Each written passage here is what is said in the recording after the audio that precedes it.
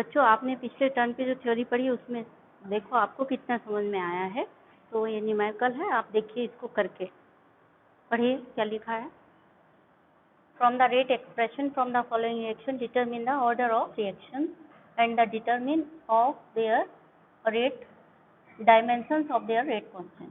यानी आपको order of reaction बताना है ये देख करके, और रेट कांस्टेंट के डायमेंशंस बताने हैं।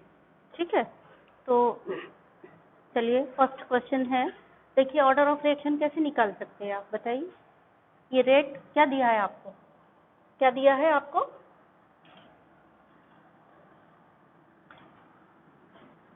रेट एक्सप्रेशन दिया है आपको। रेट एक्सप्रेशन मतलब रेट लॉ, आपने बताया था। Rate expression, rate law equation या रेट लॉ एक ही बात होती है। तो रेट लॉ दिया है। रेट लॉ क्या है इसका? रेट लॉ दिया है ये रिएक्शन दी है और ये रेट लॉ दिया है, और आपसे पूछा है ऑर्डर ऑफ रिएक्शन। तो कल हमने डिस्कस किया था बच्चों कि ऑर्डर ऑफ रिएक्शन बताने के लिए हमको बैलेंस इक्वेशन की कोई ज़रूरत नहीं है, हमको केवल रेट लॉ की ज़रूरत है। उसी को देख करके हम ऑर्डर ऑफ रिएक्शन निकालते हैं। तो ऑर्डर ऑफ रिएक्शन यहाँ पे क्या होगा, कंसंट्रेशन पे जो पावर है वही ऑर्डर ऑफ रिएक्शन है। यानी ऑर्डर ऑफ रिएक्शन फर्स्ट का ऑर्डर ऑफ रिएक्शन क्या हो गया? ऑर्डर ऑफ रिएक्शन हो गया कितना? 2। ठीक है, ऑर्डर 2 है। तो यहाँ पे लिखा है dimension of their rate constant, dimensions बतानी है। तो जो बच्चे हैं फिजिक्स भी पढ़ते हैं तो उन्होंने फर्स्ट चैप्टर में पढ़ रखा है डायमेंशंस मतलब ML, ये बड़े बड़े लेटर्स मतलब कैपिटल लेटर्स में जो ML GT ऐसे निकालते हैं, वो वाला डायमेंशंस नहीं निकालना है। यहाँ पे डायमेंशन का मतलब है यूनिट, यानी आपको रेट कांस्टेंट की यूनिट निकालनी है। तो रेट कांस्टेंट की यूनिट निकालने के लिए आपने क्या फॉर्मूला पढ़ रखा था, कल पढ़ा था? यहीं से देख लो, नहीं भी पढ़ा है तो जरूरी नहीं है कि आपको याद हो हर चीज। केमिस्ट्री में आधे से क्वेश्चन ऐसे आते हैं जिनके आंसर क्वेश्चन में ही छुपे रहते हैं। जैसे डायमेंशंस की यूनिट पूछी, मतलब के की डायमेंशंस पूछी हैं, तो रेट इक्वल टू ये है, तो के इक्वल टू क्या हुआ? K equal to rate upon time बताया था, हाँ, और रेट अपॉन कंसंट्रेशन। तो रेट अपॉन कंसंट्रेशन करोगे तो आपका क्या फॉर्मूला बन गया था कल? Concentration to the power 1 minus n, है ना। के की डायमेंशंस के लिए फॉर्मूला क्या था? Concentration to the power 1 minus n divided by time. ठीक है, यानी यहाँ पे आपका था के की जगह आ जाएगा rate upon concentration to the power n, यानी 2 की जगह अगर n लिखो तो, और फिर रेट की जगह आप कंसंट्रेशन अपॉन टाइम लिखेंगे तो कंसंट्रेशन दोनों ऊपर एक साथ चले गए तो 1 माइनस n हो गया और टाइम हो गया। अब देखिए ऑर्डर ऑफ रिएक्शन 2 है तो यहाँ n की जगह 2 वैल्यू रख दो, और कंसंट्रेशन की जगह क्या रख दो? मोल पर लीटर रख दो, क्योंकि कंसंट्रेशन मोल पर लीटर में नापते हैं। तो मोल पर लीटर अपॉन ये हो गया यहाँ पे 1 माइनस सेकेंड ऑर्डर की रिएक्शन है तो 2 और 1 अपॉन सेकेंड। ठीक है, अब ये आ गया मोल -1 अपॉन लीटर -1। ठीक है, यानी जो -1 आया वो पावर मोल पर भी है और लीटर पर भी है, और 1 अपॉन सेकेंड, सबको एक साथ ऊपर ले जाएंगे तो ये हो गया मोल इनवर्स लीटर और सेकेंड इनवर्स। ठीक है,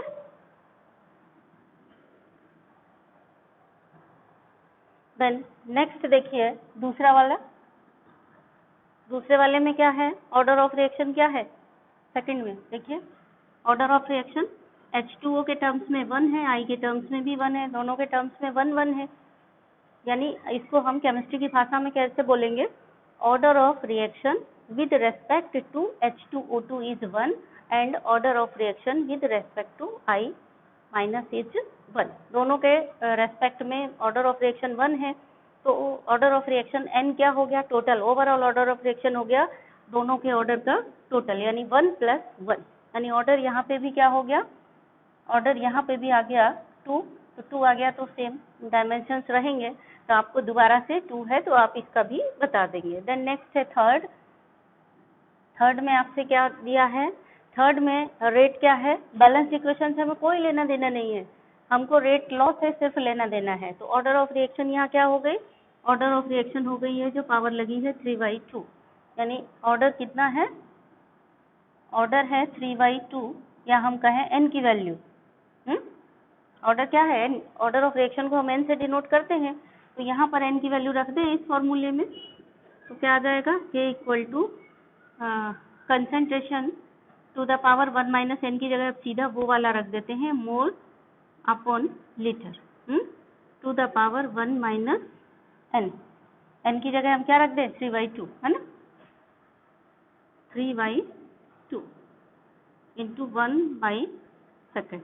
अब ये 1 में से 3/2 गया, यानी 1 में 3/2 क्या है, 1.5 है ना, 1.5, यानी 1 में से 1.5 जाएगा तो कितना बचेगा, 0.5 माइनस का, या माइनस का आधा मान लो, 1.5 में से 1 गया, आधा बचा, ये 3/2 क्या है, 1.5 है ना, तो 1.5 में से 1 गया, आधा बचा, तो k की यूनिट क्या हो गई,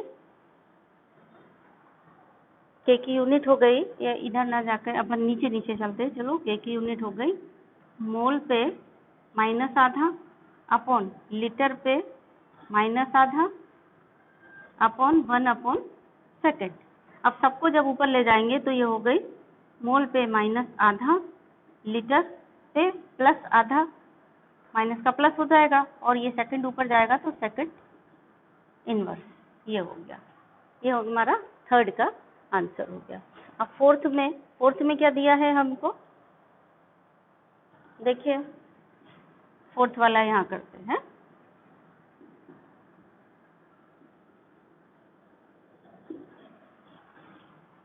फोर्थ में रेट कितनी दी गई है, order of reaction, rate law देखिए, रेट लॉ है k इंटू ए, यानी ऑर्डर ऑफ रिएक्शन क्या है, जो कंसंट्रेशन पे जो भी पावर है, कंसंट्रेशन टर्म पे जो पावर है 1 की, तो ऑर्डर ऑफ रिएक्शन यहाँ 1 है, ऑर्डर ऑफ रिएक्शन कितना हो गया, 1, यानी n इक्वल टू 1 हो गया, n इक्वल टू 1 हो गया तो हम रख दें k की यूनिट क्या है, k equal to concentration to the power 1 minus n divided by time या सेकंड, जो भी है ना, टाइम।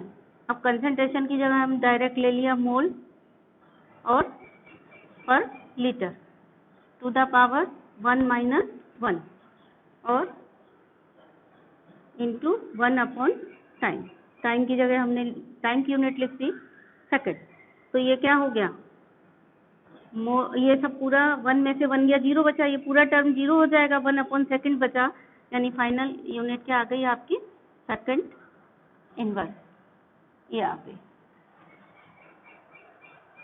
ठीक है, अब दूसरा क्वेश्चन करके देखिए। चलिए बच्चों, अगला क्वेश्चन हमारे सामने ये है, तो इसको करते हैं। देखिए क्या दिया गया है हमें, for the reaction 2a + b = a to b, rate इतना है विद k इक्वल टू इतना, calculate the initial rate of the reaction when a equal to इतना एंड b इज इतना, calculate the rate of reaction after a reduced to इतना। ठीक है, ये question आपको दिया गया है, करना है, तो समझो पहले हमें दिया क्या क्या है, पोस्टमार्टम करो बहुत अच्छे से इस क्वेश्चन का, व्हाट इज गिवन। तो गिवन में यहीं पे छांट लो, लिखने की जरूरत नहीं है, लिखना चाहो तो लिखो नीचे। हमको दिया है रेट लो, ये पहले तो ये बैलेंस इक्वेशन दी गई है, ठीक है, और हमको दिया है नंबर 2 रेट लॉ दिया गया है, ठीक, रेट लॉ दिया गया है। और कभी कभी ऐसा होता है क्वेश्चन में दिया गया order of reaction with respect to A इतना है, विद रेस्पेक्ट टू बी इतना है, तो इसका मतलब इनडायरेक्टली आपको रेट लॉ दिया है, आप रेट लॉ लिख करके ऐसे बना सकते हो कि रेट इक्वल टू के इंटू, क्योंकि ऑर्डर ऑफ रिएक्शन ए और बी के रेस्पेक्ट में दी है तो आप बना लो, अभी तो आपको रेट लॉ दिया है तो सीधा सीधा आपको दिया है विद के इक्वल टू इतना, के इतना दिया है, यानी आपको क्या क्या दिया है गिवन। अभी आप नया कर रहे हैं तो लिखो, वैसे यहाँ पर वो उस तरह से जैसे सॉल्यूशन में करते थे, जब जरूरत हो तो कैलकुलेट करना, अभी तो आपको ऐसे दिया है, चलिए लिख लीजिए, रिएक्शन दी है 2a + b = a to b, ये लिखने में टाइम वेस्ट नहीं करना है, ये हमको ऐसे ही समझ लेना है, दिमाग में मन में सोच लेना है कि ये दिया ये दिया, ये लिख लो और ये जरूर लिख लो क्या दिया है, रेट लॉ दिया है, रेट लॉ क्या दिया है, rate equal to k into a into b का स्क्वायर, ये बहुत जरूरी है समझना। रेट लॉ दिया है, पूछा क्या है, कैलकुलेट द इनिशियल रेट, हमसे क्या पूछा है, इनिशियल रेट पूछा है, ठीक। इनिशियल रेट को हम R0 से डिनोट करते हैं, और इनिशियल रेट क्या है, यही रेट है, ये रेट, इसको हम इनिशियल रेट कहते हैं। इनिशियल रेट कब कहेंगे, जब रिएक्शन स्टार्ट हो रही है और हमने जो कंसंट्रेशन लिया है रिएक्टेंट का, उस समय वो उसको हम उस समय जो मतलब स्टार्टिंग में जो रेट आई उसको हम इनिशियल रेट कहेंगे, ठीक है। तो ये कहलाती है R0। अगर दो एक्सपेरिमेंट हो रहे हैं तो फर्स्ट कंडीशन में जो रेट होगी वो R01 कहलाएगी, और थोड़ी देर बाद जो लेंगे वो इनिशियल रेट, उसको हम कह देते हैं R02। ये मैं इसलिए बता रही हूँ क्योंकि अभी आप आगे चल के ऑर्डर ऑफ रिएक्शन निकालने के क्वेश्चन करेंगे तो वहाँ भी इनिशियल रेट से आपका सामना होगा, और वहाँ R01 R02 बार बार शब्द यूज होंगे तो आप समझ नहीं पाएंगे। एक ही रिएक्शन में कई एक्सपेरिमेंट की कंडीशन है, सपोज 4 एक्सपेरिमेंट किए गए, एक ही रिएक्शन हुई और उसमें 4 कंसंट्रेशन, मतलब जब से स्टार्ट हुई तब से 4 बार कंसंट्रेशन नापे गए, तो पहली वाली रेट को क्या कहेंगे, पहले यही इसी फॉर्मूले से निकालेंगे, नहीं इनिशियल रेट, ये इनिशियल रेट है, इसको इनिशियल रेट भी कहते हैं ना। तो जब हम इसको निकालेंगे तो हो गया, पहली जो रेट है मतलब पहले एक्सपेरिमेंट की हो गई R01, दूसरे की हो गई R02, R03, R04, इस तरह से हम निकाल लेते हैं। अगर 4 एक्सपेरिमेंट हैं तो चारों एक्सपेरिमेंट की रेट को R01, R02, R03, R04 ऐसे करके हम डिनोट करते चले जाते हैं, ठीक है। तो R0 यानी इनिशियल रेट हमें निकालना है, और क्या निकालना है, और देखो ध्यान से, और कुछ भी निकालना है, देखो calculate rate of reaction after A reduced to, ये भी निकालना है ना। इनिशियल रेट कब निकालना है, देखो ध्यान से, इनिशियल रेट कब निकालना है, इनिशियल रेट कब निकालना है, जब A का कंसंट्रेशन कितना है, concentration A is 0.1 mole litre inverse, and concentration of B कितना है, ये है 0.2 मोल लीटर इनवर्स, ठीक है। अभी इनिशियल रेट का मतलब हुआ स्टार्टिंग में हमने A का ये कंसंट्रेशन लिया है, B का ये कंसंट्रेशन लिया है, तो हमें इनिशियली स्टार्टिंग में रेट क्या मिलेगी ये बताना है, ठीक। तो स्टार्टिंग में रेट क्या मिलेगी, हम यहाँ पे कंसंट्रेशन की वैल्यू रख देंगे और निकाल लेंगे। चलिए एक समस्या हमारी सॉल्व हो गई। अब दूसरी समस्या और है, और क्या पूछा है, पूछा है rate when A reduced to 0.06 mole litre inverse, ये इस समय भी रेट पूछा है, ठीक है।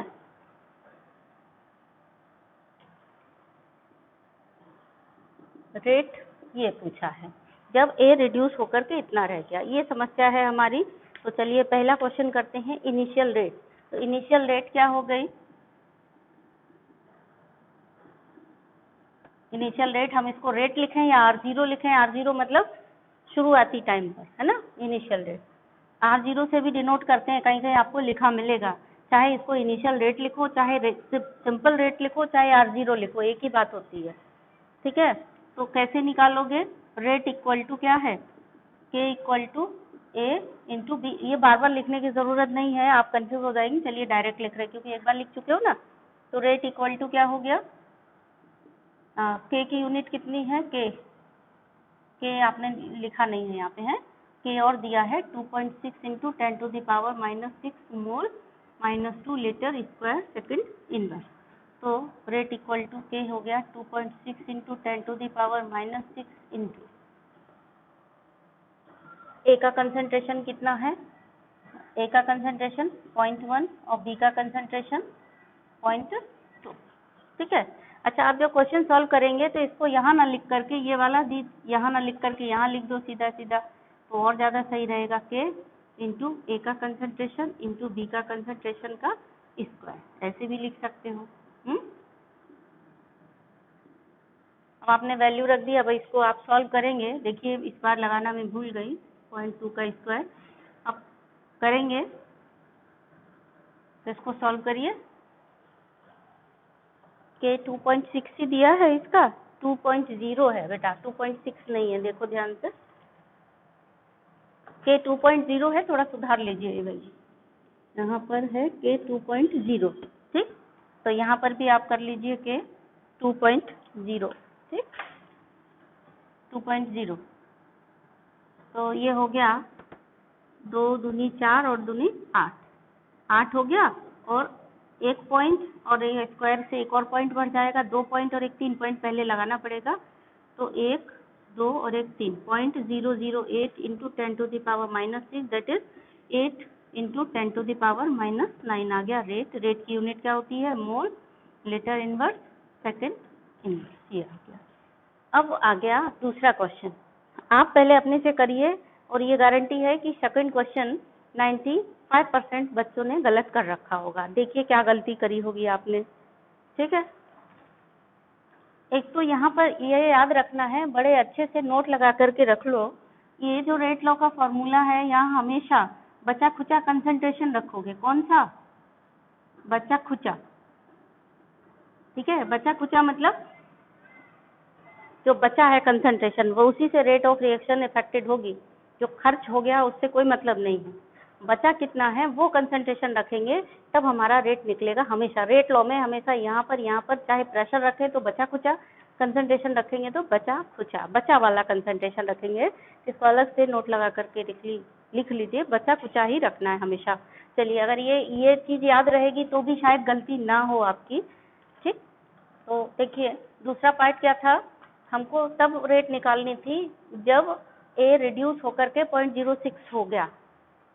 रिड्यूस होकर के रिड्यूस्ड टू, भाषा को देखिए, ए रिड्यूस होकर के 0.06 हो गया, मतलब फाइनल कंसंट्रेशन। बचा खुचा यानी ए घट करके 0.06 रह गया, घट करके इतना रह गया, मतलब ए कितना दिया गया है, बचा खुचा ए इतना रह गया, ठीक। अब ए कितना रिएक्ट किया, यहाँ पर ये देखिए, ए तो घट करके इतना रह गया। हमें रेट निकालनी है ना, तो रेट निकालने के लिए उस समय निकालनी है जब ए घट करके इतना रह गया। आपने ए घट करके उतना रह गया, बी की वैल्यू वही रख दी होगी, पुरानी वाली 0.2। आपने क्या किया होगा, ए में यही वैल्यू रखी होगी जो बचा खुचा है, 0.06 रख दी होगी। एकदम सही है, पक्की बात है। पर आपने ये भी पक्का है कि आपने बी की जगह 0.2 रखा होगा। आपने इतना दिमाग नहीं चलाया होगा कि जब ए खर्च हुआ तो बी नहीं खर्च हुआ होगा, बी भी खर्च हुआ होगा। बी कितना खर्च हुआ ये हमें देखना है। ये कैसे पता चलेगा? रिएक्शन की स्टोइक्योमेट्री से पता चलेगा। तो स्टोइक्योमेट्री देखिए, स्टोइक्योमेट्री क्या कह रही है, 2a + b, यानी 2a खर्च हुए तो b का 1 खर्च हुआ। अब ए के यहाँ कितने खर्च हुए हैं, तो पहले यहाँ ए का खर्च निकालो, तब बी का खर्च निकलेगा, फिर बी के बचे कितने वो निकालेंगे, यानी बचा खुचा निकालेंगे। तो ए, ठीक है, इसको निकालते हैं हम।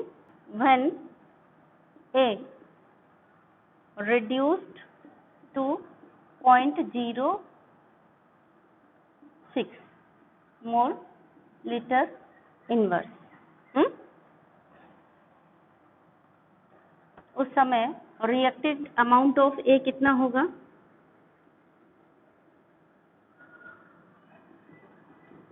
इनिशियल कितना था? इनिशियल था ए का 0.10 और अभी खर्च बचा कितना है 0.06, तो खर्च कितना हुआ ए का 0.04 मोल पर लीटर खर्च हुआ। इतना खर्च हुआ है ए का, ठीक है। जब ए का इतना खर्च हुआ होगा तो बी का कितना खर्च हुआ होगा उस समय, हमें ये निकालना पड़ेगा, तभी तो हम निकाल पाएंगे कि बी बचा कितना है। ए इतना खर्च हुआ तो बी कितना, स्टोइक्योमेट्री कह रही है ए 2 खर्च हुए तो बी 1 खर्च हुआ, तो ए जब इतना खर्च हुआ तो बी कितना खर्च हुआ होगा। चलिए तो फिर से लिखते हैं कि when A reacted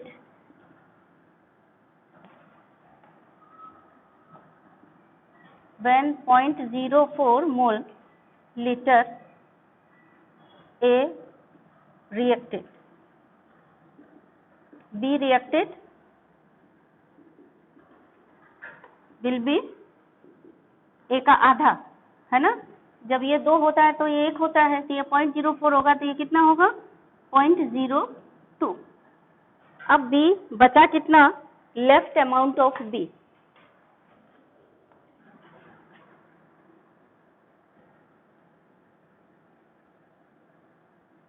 left amount of B यानी बचा खुचा कंसंट्रेशन ऑफ बी। तो left amount of B is, initial कितना था 0.20, बचा कितना 0.02, तो ये बचा 0.18 मोल लीटर इनवर्स, ये बचा। अब हमें निकालना है रेट जब ए इतना हो गया, जब ए इतना हो गया तब बी इतना बचा, ठीक।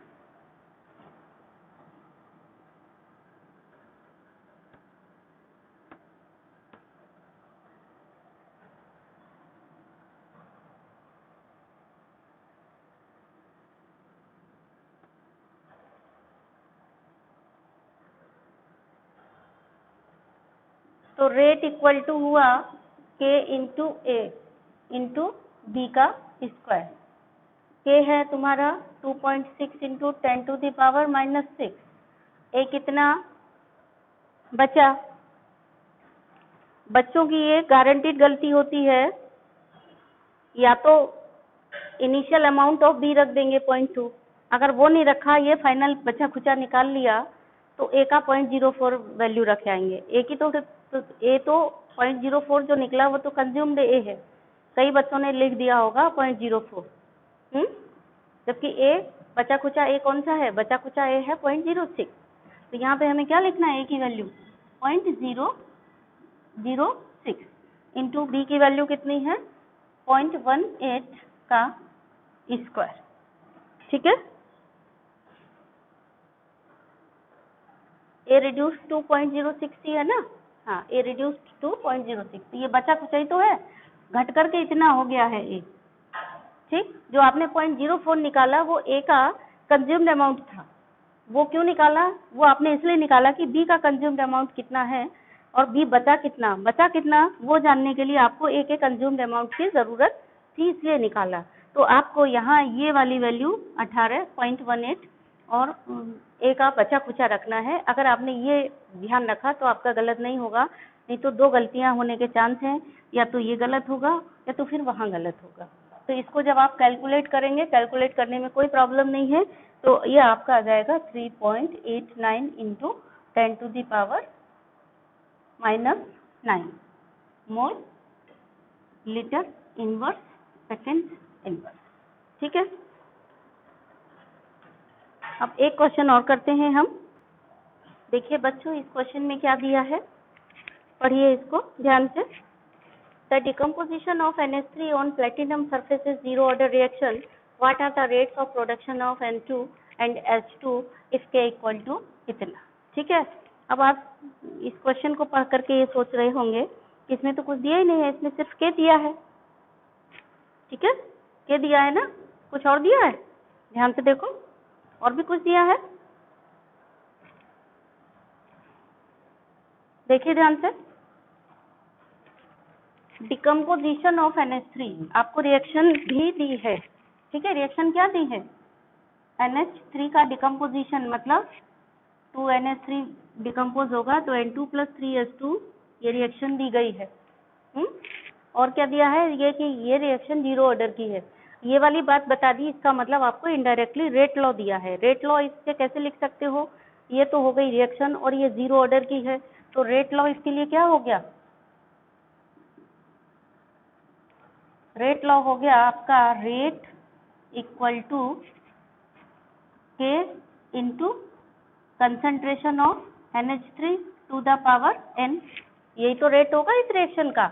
अब N की वैल्यू 0 है, तो रेट इक्वल टू क्या हो गया? यानी N ये दिया है आपको और N इक्वल टू 0 दिया है। N की वैल्यू जब यहाँ 0 हो गई तो NH3 टू द पावर 0, तो रेट इक्वल टू क्या हो गया? इसकी वैल्यू हो गई NH3 पे 0 की पावर किसी पे होती है तो 1 हो जाती है संख्या, तो रेट इक्वल टू K। अब आपसे पूछा क्या गया है? पूछा गया है रेट ऑफ प्रोडक्शन, यानी del N2 upon del T पूछा गया है। और क्या पूछा है? Rate of production of H2, यानी del H2 upon del T। अगर आप ये बात समझ लेंगे तो आपका ये गलत नहीं होगा, ठीक। अब देखिए निकालना कैसे है हमें। रेट इक्वल टू क्या होता है? रेट इक्वल टू, आपने रेट रिएक्टेंट और प्रोडक्ट के टर्म्स में निकालना जानते हैं ना, ठीक है, तो वहीं से निकालेंगे। तो रेट इक्वल टू हो गया यहाँ पर नाइट्रोजन के टर्म्स में रेट क्या हो गया, equal to del N2 upon del T. ठीक, तो रेट इक्वल टू के की वैल्यू क्या है, के की वैल्यू दी गई है, तो यहाँ रेट क्या हो गया, के की वैल्यू रख दो। ठीक है, रेट इक्वल टू के यानी कितना हो गया, 2.5 into 10⁻⁻⁴ mole litre inverse second inverse, ये रेट हो गया। के बराबर है ना, तो के की वैल्यू ये है, तो रेट इतना हो गया। तो rate equal to del N2 upon del T, तो del N2 upon del T क्या हो गया, del N2 upon del T हो गया इक्वल टू रेट यानी रेट की value 2.5 into 10⁻⁻⁴ mole litre inverse second inverse. ठीक, अब ये वाला देखिए रेट ऑफ ये वाला, तो डेल कितना वाला है, H2 के टर्म्स में रेट देखिए 1/3 H2 डेल H2 अपॉन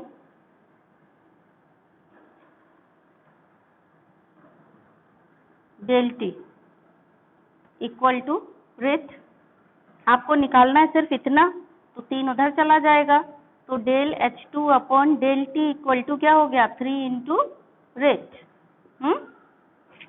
तो 3 into 2.5 into 10⁻⁻⁴, that is 7.5 into 10⁻⁻⁴ mole litre inverse second inverse. ठीक है बच्चों, तो यहाँ पे भी बहुत अच्छे बढ़िया दिमाग वाले क्वेश्चन हैं, दिमाग लगा लगा के अगर आप सॉल्व करेंगे तो बहुत अच्छे से आप इनको सॉल्व कर सकते हैं। ठीक है, चलिए इस क्वेश्चन में हमें क्या सॉल्व करना है, देखिए क्वेश्चन में दिया है a reaction is second order with respect to a reactant, how is the rate of reaction affected if the concentration of the reactant is doubled या रिड्यूस्ड टू हाफ। दो चीजें हमें निकालना है। तो यहाँ पे देखिए रिएक्टेंट क्या है, रिएक्टेंट ए है, ठीक है, और हमसे ये कहा जा रहा है कि reaction is second order with respect to A. इसका मतलब ये है जब भी ऐसा दिया जाए कि हमें किसी भी रिएक्शन के लिए ऐसा कहा जाए कि ये विद रेस्पेक्ट टू ए इतना है या विद रेस्पेक्ट टू बी इतना, इसका मतलब हमें इनडायरेक्टली रेट लॉ दिया जा रहा है। आप इससे रेट लॉ निकाल सकते हैं। कैसे निकाल सकते हैं, यानी रिएक्टेंट ए मान लो कि रिएक्टेंट ए है, तो रेट लॉ क्या हो गया, रेट लॉ हो गया, ये गिवन है आपको, है ना, रेट लॉ इक्वल टू क्या हो गया, रेट लॉ हो गया रेट इक्वल टू के इंटू रिएक्टेंट का कंसंट्रेशन। ठीक है, यानी ए का कंसंट्रेशन टू द पावर को कितने की लगाएंगे, सेकेंड ऑर्डर की है, तो ए टू द पावर 2, यानी इनडायरेक्टली रेट लॉ दिया। ये रेट लॉ आपने तुरंत बना लिया ये देख करके। आपको अब इतना समझ आ जाना चाहिए, ठीक है, कि रेट लॉ हम कैसे बना लेंगे। पूछा क्या है, अगर कंसंट्रेशन डबल्ड कर दें यानी ए की वैल्यू डबल कर दें, तो देखिए क्या फर्क पड़ेगा रेट पर। रेट इक्वल टू के इंटू ए की जगह आप 2a रख दीजिए का स्क्वायर, तो ये क्या हो जाएगा, के इंटू ब्रैकेट खोलेंगे तो 4a का स्क्वायर हो गया, 4 आगे कर लो के ए स्क्वायर, यानी पहले से 4 गुनी हो गई आपकी रिएक्शन। 4 टाइम्स बढ़ गए। और दूसरे में क्या है, हमने आधा किया तो के इंटू यहाँ पे क्या हो गया, a/2 का स्क्वायर, तो के इंटू 1/4 का स्क्वायर, 1/4 को आगे ले गए तो 1/4 के ए का स्क्वायर, यानी पहले से कितनी हो गई, 4 टाइम्स डिक्रीज हो गई। तो आपका आंसर क्या हो गया, यहाँ हो गया इंक्रीज 4 टाइम्स,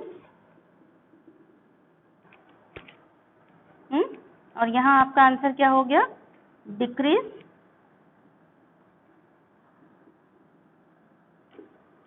4 टाइम्स। तो इस तरह से हमें समझना है। चलिए आज के लिए इतना ही।